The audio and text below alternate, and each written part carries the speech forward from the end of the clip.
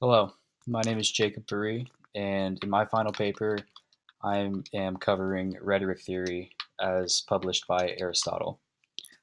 So, in my final draft, or actually just in the draft, I covered an introduction, ethos, and logos.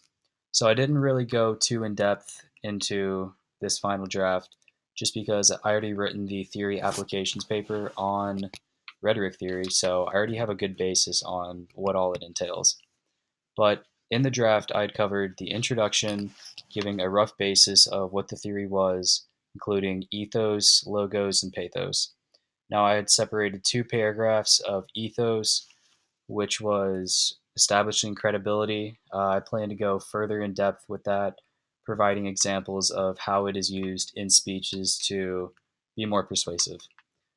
With logos, I plan on doing the same thing. I just didn't really go too in depth with it, just because I didn't go too in depth with it.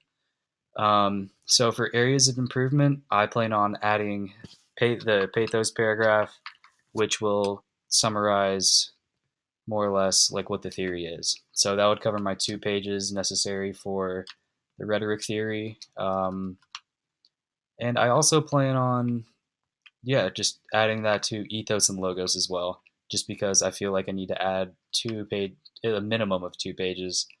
Um, but like I said, there are areas of improvement that I could use for the introduction of rhetoric theory. So other areas that I plan on talking about throughout my paper, real life research. I plan on using. I plan on talking about rhetoric theory in reference to speeches. So in our book, it was referenced Martin Luther King Jr.'s I Have a Dream speech was talked about, and the principles of ethos, logos, and pathos were used throughout, how ethos, logos, and pathos were used throughout his speech.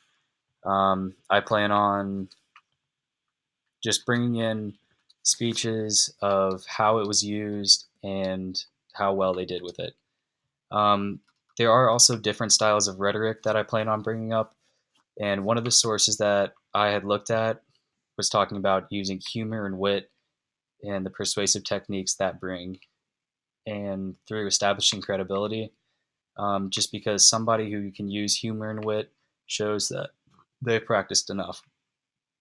They've practiced enough with the rhetoric theory to, or they just feel comfortable enough, like with the persuasive speech that they're giving.